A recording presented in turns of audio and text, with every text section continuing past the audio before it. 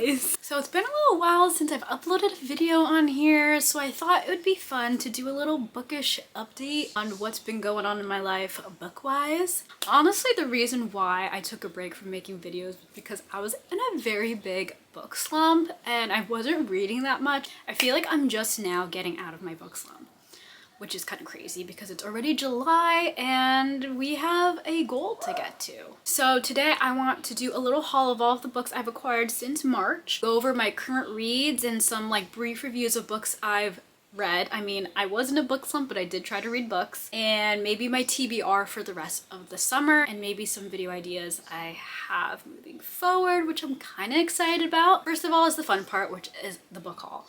And I've acquired a lot of books over the past few months. I actually haven't bought many books, but I am part of Berkeley's like romance influencer program, so I was getting books in the mail. I just want to focus on the ones that I'm like really excited to read. I also went on a trip to the Philippines and I got some books there that I'm very excited about to show you, and just some other random books I've thrifted and stuff. So the first three books, like I said, are part of the Berkeley program that I'm in, that they sent me.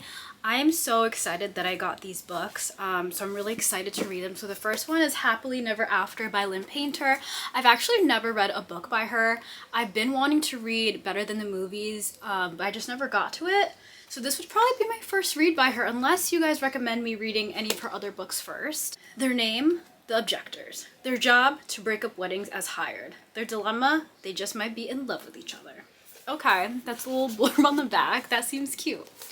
I've been trying to go into books a little more blind this year, so I don't want to know too much about these books. The next book is A Novel Love Story by Ashley Poston. So I did read The Dead Romantics by her 2 years ago, and I think I only gave it a 3.5. I wasn't super into it, but I did like her writing style. I do have The 7-Year Slip, which I haven't read yet, but I do want to read first before getting to this. But I've seen a lot of people talking about this on Bookstagram and on YouTube, and it sounds like a very good story. And I just love this cover.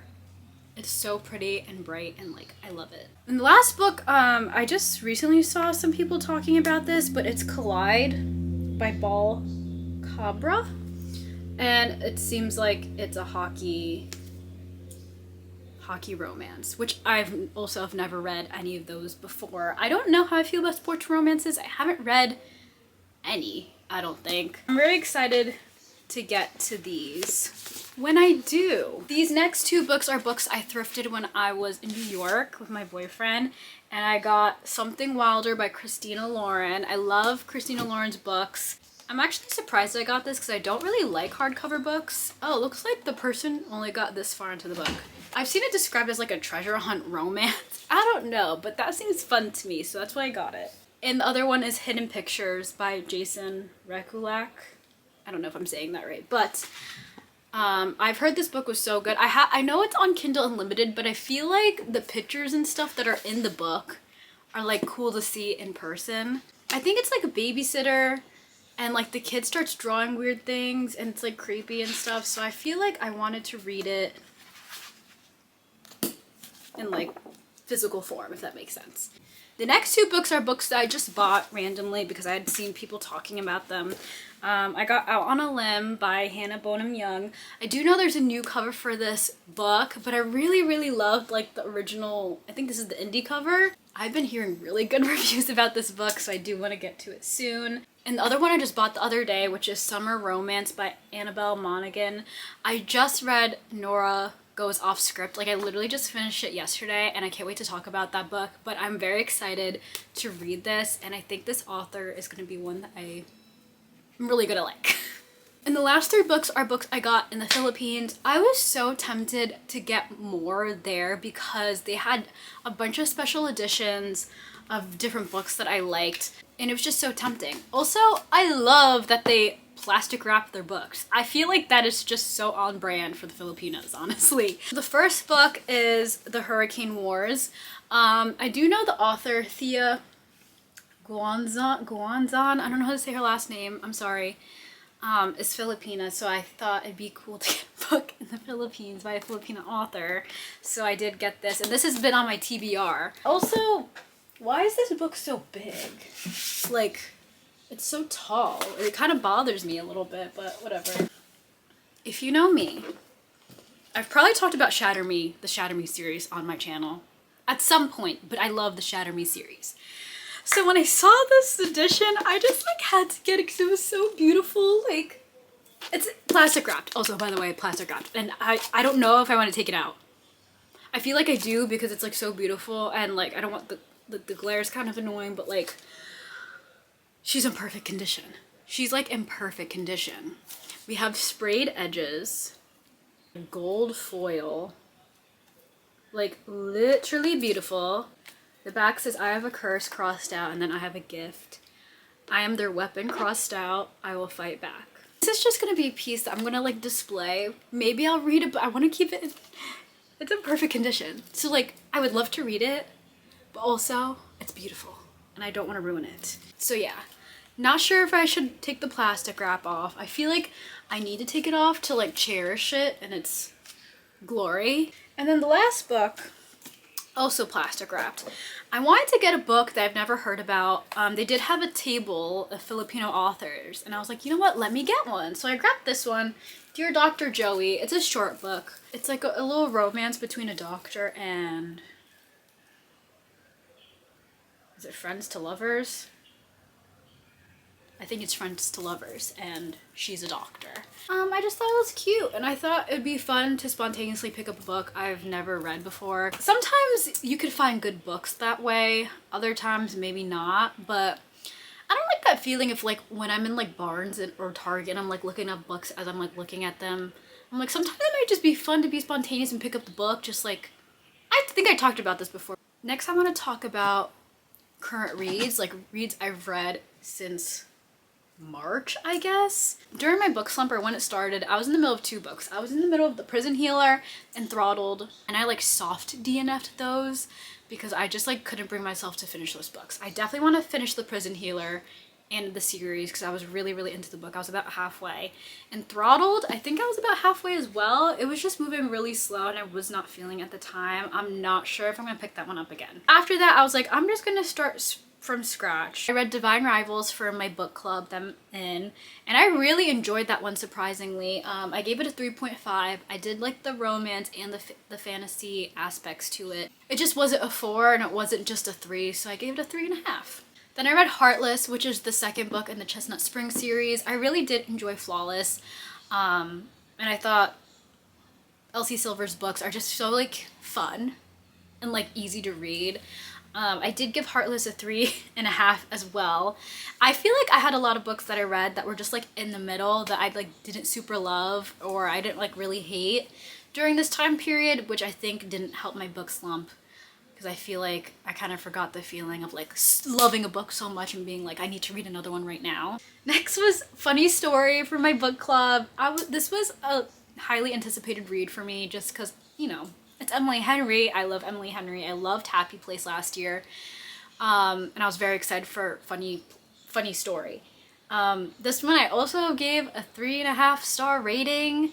I enjoyed it. It was cute. It just like wasn't my favorite out of her books. I think I compared Funny Story to not like every book I've read. I feel like it was like on Emily Henry's scale. For me, it was like in the middle.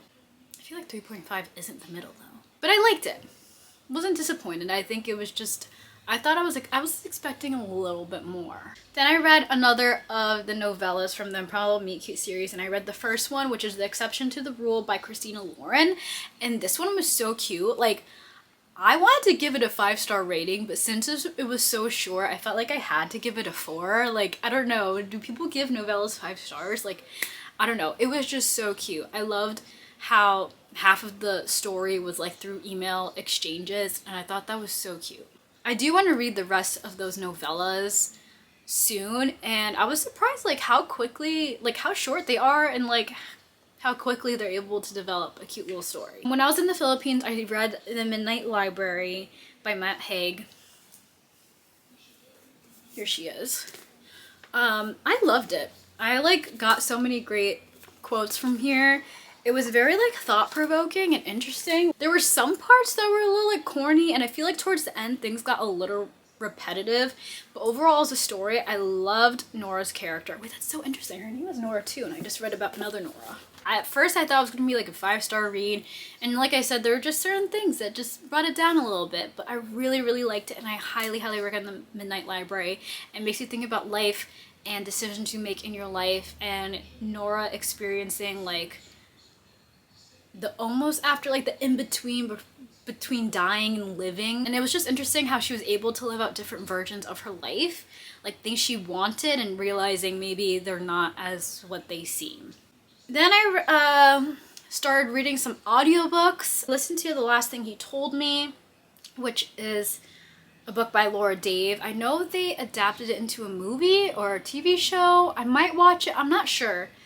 I remember people saying, knowing like before you go into this story, that it's a mystery and not a mystery thriller. So I knew that going to the story, but I still didn't really like it that much. I gave it a 2-star rating. It just wasn't for me. I think I was just a little bored. Then I listened to They Both Die at the End by Adam Silvera. This is a book that's been on my TBR since literally like 2015 or whenever it came out, and people on BookTube back then were talking about this book. It was cute. I think I'm realizing that I'm getting a little too old for young adult books. Like, I used to love them, and maybe it depends because like Shatter Me is technically like young adult, but it also has like dystopian fantasy elements to it, so it's a little different. I think I'm getting a little too old for like the fiction romance young adult novels. I don't know. We're gonna experiment with that this year. But yeah, just a 3-star. It wasn't bad. It wasn't like my favorite. It was cute. Then I listened to The Summer of Broken Rules by K.L. Walther, and another young adult book. I don't know why I would pick another young adult book after They Both Die at the End, but I gave it a 2.5-star rating. I didn't realize the whole premise of like this family playing the game of assassin to be the whole storyline of the book. It just felt very juvenile, like very kiddish, and I didn't really like it. It was cute, like I said, it just wasn't my thing. So I don't know if it's unfair for me to score it low, but it just wasn't for me. And my last recent read was Nora Goes Off Script by Annabelle Monaghan. And I picked this up on a whim because I'd seen everyone talking about summer romance by her, and I was like, oh, her name sounds so familiar. And I had both Nora Goes Off Script and Same Time Next Summer on my TBR. I was like, maybe I should read like her first book. I like reading like authors' books like backlist in like order, if that makes sense, even though if they're not interconnected. So I was like, let me just try reading Nora Goes Off Script. It was like a short book, and I loved it. I loved it so much. It was so unexpected. For a book less than 300 pages, I feel like it was developed really well, like the storyline, the characters. I did have like some feelings about certain things towards the end. I feel like it was a little rushed, but that tends to happen. I gave it a 4.25-star rating. It was like still really good, and I love the characters. I just wish there was a little bit more development with Leo, who is like the celebrity actor in the story. I did love like Nora's development of her character, showing like her kids. I thought that was so sweet. Last thing to talk about is my summer TBR, which I already posted on my Bookstagram, but I feel like there's some other books I really want to read. I want to read Every Summer After by Carly Fortune. I feel like her books are so popular, especially with her new book that just came out. I also want to read The 7 Year Slip by Ashley Poston. And then, oh my gosh, Lauren Roberts released the sequel to Powerless. So obviously I will be reading Reckless, but I do need to read Powerful, which is the little novella in between the first and second book. Then we have the Happy Ever After playlist by Abby Jimenez. I've been going through her backlist very slowly because I love her writing so much and I don't want to read her books too fast, but at the same time I want to read them like now. And then the last book is Practice Makes Perfect by, I can't remember her name, Sarah Adams. And I also do want to read some summer thrillers, but those, like the romances, I feel like get priority for the next 2 months. I want to film a reading vlog of reading some summer books maybe. I have some other ideas of things I want to make videos for, but let me know if you have any suggestions of what you want to see moving forward. I do think I'm going to be posting less on my channel because I want to focus more on, you know, the topics of my video and taking time with editing them and stuff, because I really enjoy doing that stuff. And I feel like before I'd rush through a lot of that process, and I don't want to do that this time around. So let me know if you guys have any suggestions. Thank you guys for tuning in to today's video, and I'll see you guys next time. What happens when the world ends? At least this is